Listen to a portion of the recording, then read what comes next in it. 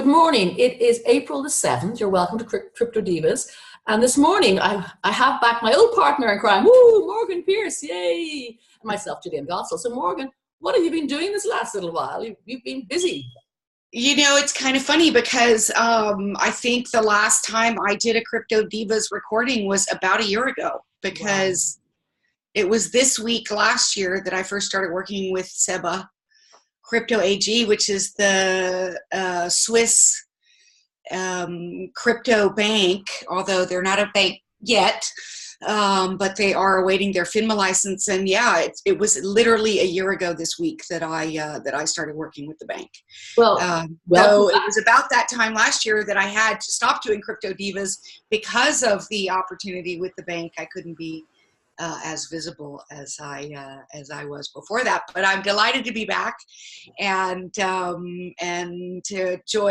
rejoin Crypto Divas and to pick up where we left off. Brilliant. So do you know what? I guess if Lena was here, and definitely we have to talk about the price. The price is what's been going on the last couple of weeks. So maybe not you're an official banker. Do you want to talk about the price, your observations? Sure.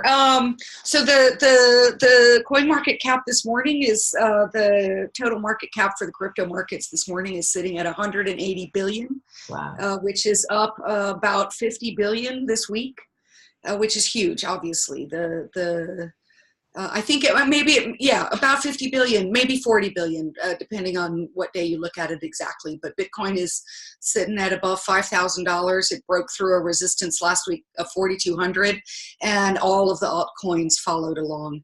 I think the best performer was Tezos, and 150 some odd percent increase in Tezos in the last week. EOS and Litecoin and a lot of the strong performers have performed really well this week. So it's really invigorating to see the crypto markets come back to life. And I think that the main reason for it, and this is actually something interesting to talk about as it pertains to the crypto banking opportunity, is that Fidelity launched its crypto custody storage service a couple of weeks ago in the United States. I think it was launched in the middle of March. And I suspect that now with a big, huge player like Fidelity in the market, in the crypto custody storage business, that a lot more institutional money will come in. And just for our listeners and viewers, custody is a really interesting thing in the crypto markets, because custody storage is the safekeeping of the assets. And for example, at SEBA, we've built a military grade crypto custody storage solution inside of a military bunker in the Alps, and not only is it built inside the Alps, but it's also built inside of a special unit where no signals can pass through. And what that allows the bank to do, or SEBA to do once they become a bank, is to create private keys offline. So private keys will be created; they will never have been touch the internet, so they'll be totally created offline, and those private keys will then be associated with wallets. That assets will be sent to those wallets associated with those private keys, and those private keys are the safest private keys that you can have. And Fidelity has come to the market with a similar custody storage offering, and only a regulated entity can offer true custody, and that's because they can back it up with the guarantees that they have as a banking institution. And so now big money can enter the market, and I suspect this is just the beginning of watching a lot of the big money come into the market, because now they have a safe haven, a place where they can put it, where it's regulated, supervised entity like Fidelity. And so I think this is the beginning of what we will now see, a steady increase in the volume in the crypto market, in the market cap of the crypto market. I mean, and the other factors too as well, obviously in the news, the 10-year anniversary, JP Morgan joining the game, Facebook joining the game. It was very funny. I read this article this morning in Coinbase by a chap called Sebastian Sinclair, and he said, the mainstream media, it's still cringeworthy. And he had some quotes, and it's hilarious why mainstream media cannot treat this as a market, cannot treat it as they have to poke holes in it. And some of the quotes that he was saying, no one learned lessons after the last crash. Or Bitcoin is valueless. It's fake money. And even, like he said, the most credible article to account for why the surge, Reuters had an article where they claimed that one mystery buyer actually invested 100 million, whatever. And it said, or someone else said it was an April Fool's thing. So isn't it interesting that even though we have all this movement and progression, that the mainstream media, they still don't see the emperor's clothes, or the wrong way around. They still see it as a scam. It's mad, isn't it? And at the same well, I think they probably have to be careful this time around, because if they start becoming very crypto affirmative, that that too much money could come in too quickly, and the FOMO that happened at the end of 2017 could reoccur, which would be a bad thing for the. Well, I agree. A lot of what happened at the end of 2017 was media driven, and I think they probably are taking the opposite stance, which is to not drive it. Okay. Well, no, I'd accept that view. I mean, it's interesting. Yeah, I mean, I don't know for sure, but it seems sensible. Google was saying that the searches for Bitcoin are again up. They're the highest since November of last year. So there is generally more interest in this whole area, obviously. And over the 5,000, we're all going, oh, that's nice. That's more normal. Well, and rightly so, because it is becoming a lot more legitimate. And that's a major, this is major movement. I mean, with Fidelity and with these big players coming into the market, it is becoming a very legitimate place for assets to, for people to move their wealth into. So this is all really positive news. And it's interesting, of course, you mentioned earlier the ICO craze and the FOMO and the crazy stuff, whatever. And then, and then when that sort of collapsed, people said, well, what is it, an STO? An STO is going to be the next big thing. But of course, IEOs are the things that are going crazy at the moment. And Binance did it last year with Gifto and Bread, and this year with Fetch.ai, another, I can't remember its name. But Binance has now launched a lottery system because it's selling out so quickly. And this is interesting because there were some accusations that there were bots or it was being managed, whatever. And I know that Bittrex did their first ICO on April the 2nd. And they actually beat Binance. They sold out the IEOs for Veriblock in 10.4 seconds. There are 805 purchases, 142 put the maximum amount of 20 grand. But what Binance is doing now, they're doing a lottery. So it's not first come, first served, because that implies that you can game the system. It's going to be a lottery. You only claim so much based on your BNB, which is their coin stake. Right. A nice way of boosting their coin, of course. And you have to hold that 20 days per hour, max of 5 tickets. And they've lowered the amount of how much BNB you got to hold down to 900. So that'll be interesting. That's the Matrix network that's going to be launched soon with the lottery. So that IEO actually, it's probably going to put a bit more heat back in the marketplace because everyone's talking about IEOs now. It's like the new craze. But there's probably a lot of pent up demand too, because the ICO market's been really tempered for the second half of 2018, and people still want to, be active in the market, and a lot of people still want to get involved with early stage. And, I would just caution anybody listening and watching that, do your due diligence, make sure that you've checked out the opportunities that you're putting any money into carefully. The nice thing about IEOs is that they're backed by an exchange. So you're going to hope that they have done their due diligence. The exchange handles all the token distribution. So you're not waiting on people. Often they raise money and they never even see the tokens. And it's handy for the project because it's managed. And they might pay a higher fee, but it's managed. And plus also the project has access to a wider database because it's backed by a big exchange.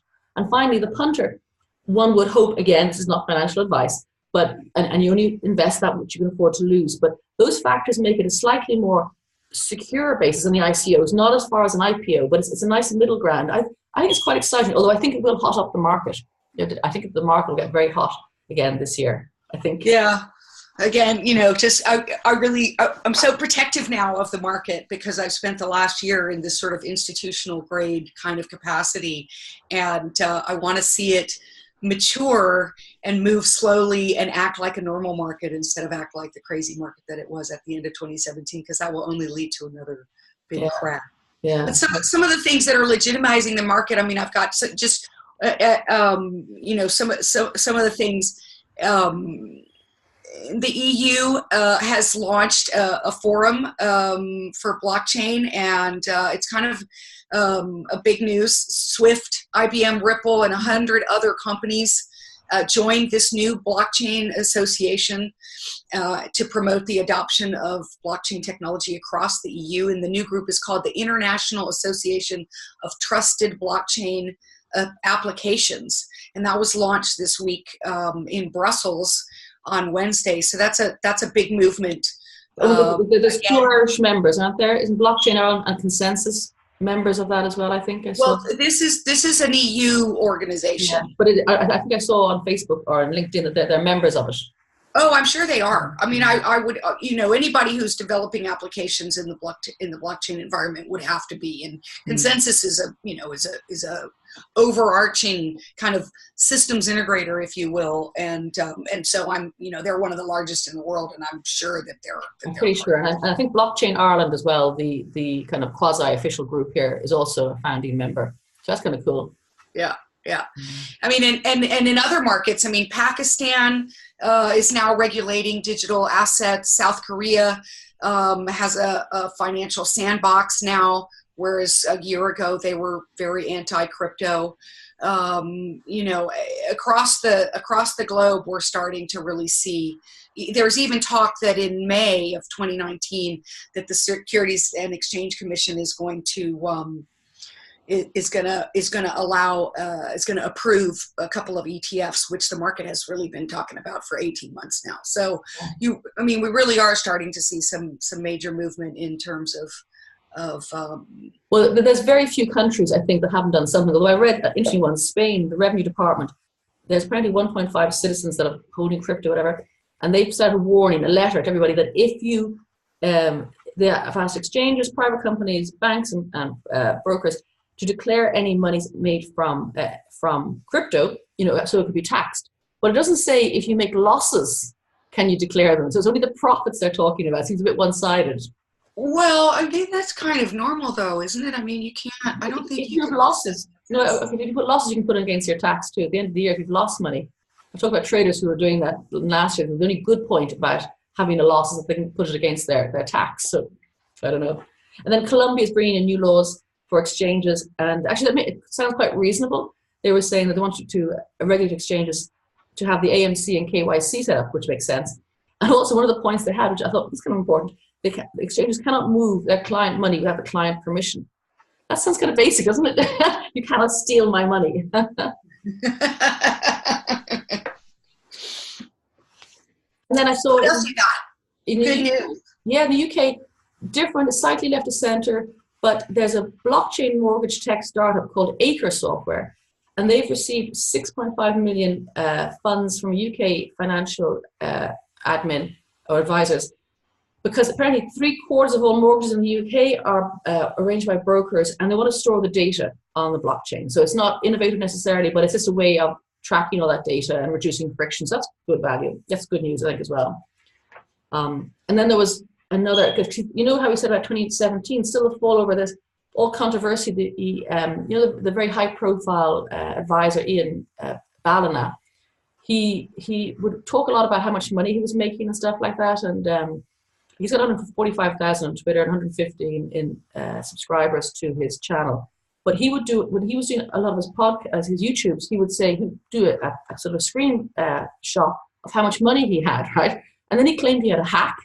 And then there was rumors that it was all about, he wanted to avoid paying tax, whatever. And one YouTuber, another guy, Sonny Decree, made all these claims. And then Ballina has gone and sent all I don't know, it's all crazy stuff. It's sort of who's saying what and who. That's kind of like old-fashioned stuff, I think. That's 2017. I mean, speaking of crazy stuff, did you know that for 30 minutes, Elon Musk was the CEO of Dogecoin? No. They did a Really? thing.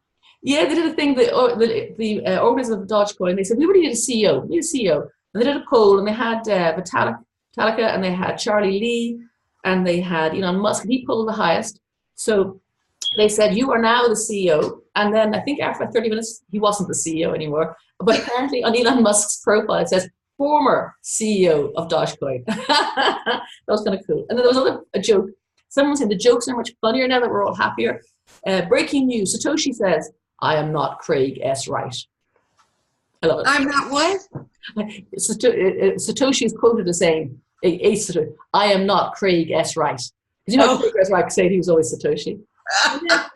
Another weird thing that I saw, was news, on eBay, there's a project on there, it's Sponsy, I'm not even quite sure what they do, but they have listed for sale their entire project for 60 grand.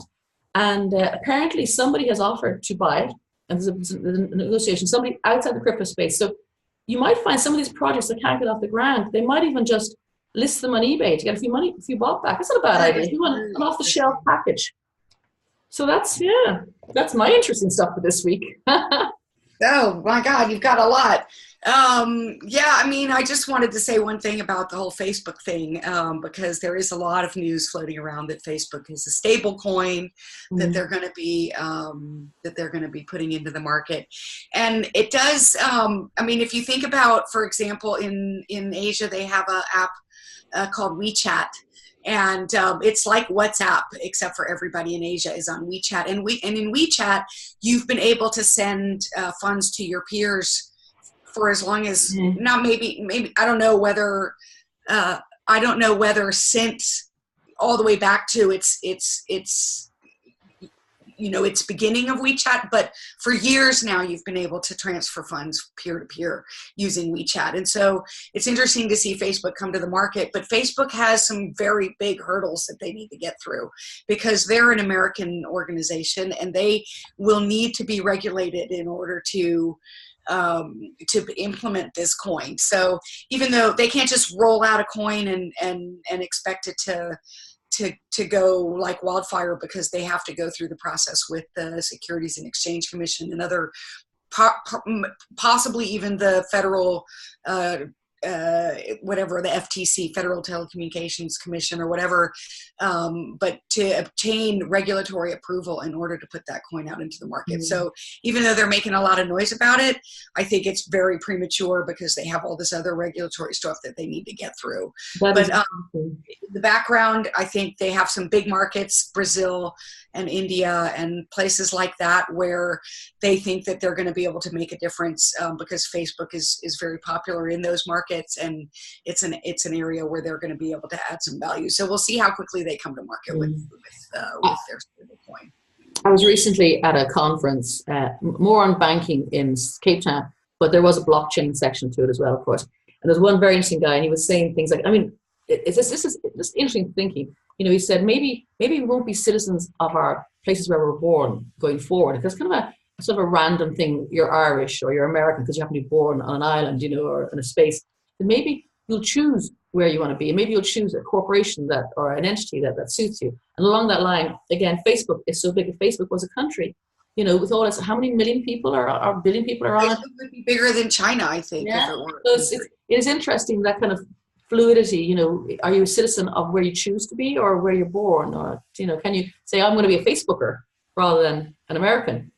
So we live in. I do think that this era of peer-to-peer value transfer will lead to sovereign borders breaking down. It's not instantaneous, obviously, but I think over the next couple of 100 years, people will be able to associate themselves with something other than, like you say, the location where their birth happened.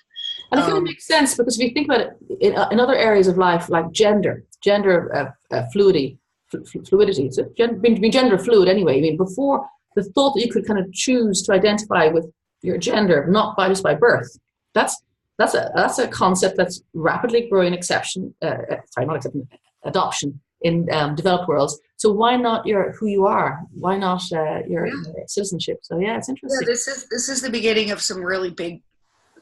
All of this is the beginning of really big changes, and it's not only driven by blockchain; it's driven by the breakdown of political systems globally. We're watching that in slow motion.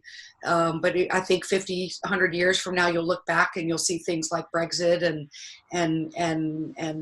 what's happening in America and stuff like that be the beginning of these, what we know today as our political system and our sovereign identity. It's the beginning of the dissolution of all of that, which hopefully for humanity will be a really good thing. Yeah, no, it's very, I love this space. Love this space because it makes your brain work, doesn't it? It makes your brain hurt half the time because like, oh my God, what does that mean? You challenge all the accepted norms and principles and ideas that you grow up with. It's like, okay, that makes sense. It's even like, I can remember I was speaking with someone a little while ago and he was talking about the separation of the state and finance and government, so it makes total sense. And I'm going, yeah, it makes sense. And he said, no more than the separation of church and state. And living in Ireland, that's only happening recently. But now as a woman in my 50s, I fully endorse the separation of the two of them. But when I was a child, that wasn't a given. So isn't it interesting how we, just small things or big things, whatever, we're changing. We've got to keep up or we'll be left behind. Oh dear. So that was so good to have you back, Morgan. It's brilliant. So Lena's off on holidays, so she's having a good time. So it's brilliant. We are now Crypto Divas. Woo! There's 3 of us now. And happy to join anytime as well. Brilliant. No, it'd be fantastic. It takes the pressure off. And there's 2, sometimes we all have busy lives and we're like, right. I've got this, I've got that, And anyway, it brings in new, again, different thoughts. So we can do the 3 of us, the 2 of us, or 1 of us, whatever. So it'd be kind of cool. Cool. Brilliant. Well, happy Sunday. Happy Sunday. Like and subscribe and happy birthday to your daughter. Ooh, yeah, my daughter's 18. Oh, big celebration day. Yeah, it's scary when your baby's 18, but that's okay. Oh my God, don't tell me about it. We were looking at pictures of the birth, so in Bitcoin. It was all right. Have a great day, everybody. Bye.